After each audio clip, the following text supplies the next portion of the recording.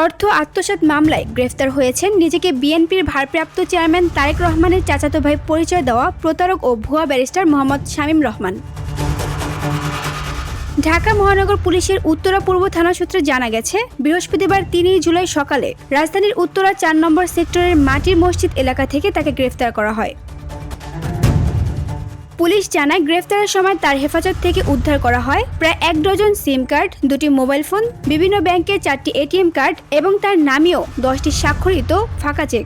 শামীম রহমান বগুড়া জেলা শহরের নিশিন্দারা কারবালা এলাকার মৃত লাল মিয়া ও মৃত ময়না বেগমের ছেলে।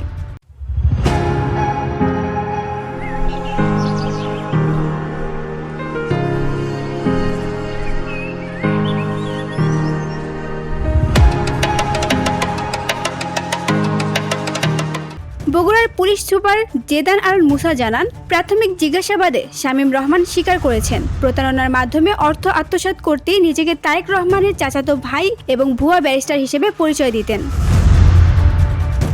VOD Bangla news desk.